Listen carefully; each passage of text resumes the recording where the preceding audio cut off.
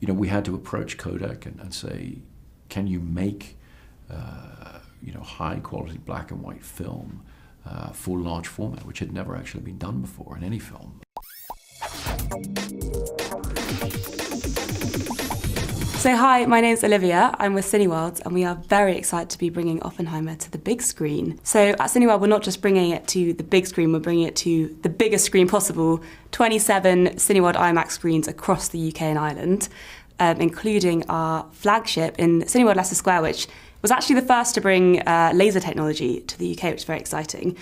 And we know that you are an IMAX fan yourself, so we wondered, what was your journey kind of falling in love with IMAX, and how did that get you to where we are with Oppenheimer here today? Well, that's a long story, because I first encountered IMAX in museums in the United States when I was a kid.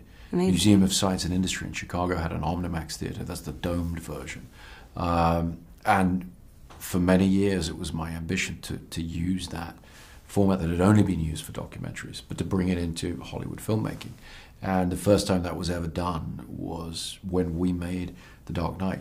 We started shooting with IMAX film cameras and projecting on IMAX film, and then later with IMAX laser technology and so forth. And I've never looked back. I mean, everything we've done since then, we've done in partnership with IMAX and with the theaters around the world that are capable of showing that. On Oppenheimer, we shot IMAX film knowing that would give us the incredible vistas of New Mexico, the weather coming in, the build-up to the Trinity test, this moment that changes the world. But for the first time, we really try to apply IMAX technology to the intimate moments, to how can this technology just take us to a time and a place and have the screen disappear. Because the wonderful thing about these huge screens is the proscenium, the frame kind of disappears and you're just there. I liken it to sort of 3D without the glasses, and I think it's a very powerful tool for storytelling. Oh, I couldn't agree more. Because I watched it in IMAX myself, and I felt the emotions of everyone else in the room in those kind of quieter moments where the screen was more still, and the bigger moments themselves. There was something that really stood out to me when I was watching it, which was kind of the contrast between the black and white scenes and the colour scenes. Can you kind of talk to us a little bit about what your thought process was behind this? I had used the device of contrast and colour in black and white early in my career, in my film Memento, and I used it to sort of help orient the audience in a complex chronology. In the case of this film, what I'm doing is I'm trying to just orient people about their point of view.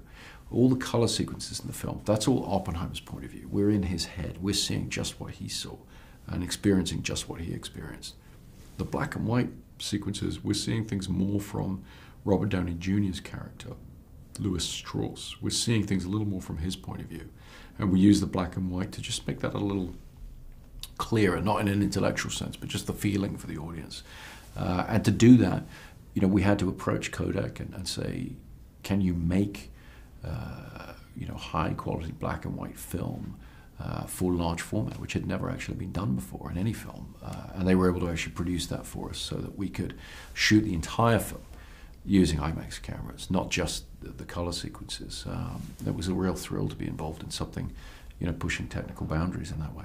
Yeah, that's amazing. I love that that's kind of like innovative approach has been brought into this, and it really helped me to kind of piece the bits together of the movie. With the fact that you kind of made this film with IMAX cameras and IMAX being behind it, why should people kind of get out their houses and come and see this film on the biggest screen possible in IMAX? Well, I think as you describe, the thing that the theatrical experience gives you is you have the subjectivity of being in somebody's head, having a visceral experience, like you're on a roller coaster ride, but you're also sharing it with other people. There's nothing else that can do that. Streaming can't do that. Stage play, reading a novel doesn't do it. It combines the sort of empathetic idea of being part of an audience with this very, very subjective reading of the world of the film and the story you're going through. It's unique, and it's what makes cinema so powerful. I couldn't agree more. There is something so powerful about sharing the emotions, especially of a film which has this much kind of meaning behind it. So thank you so much. I think we've been told to wrap it up, but thank you. It was so interesting to hear all of your thoughts. Thank you very much. About what's happening here.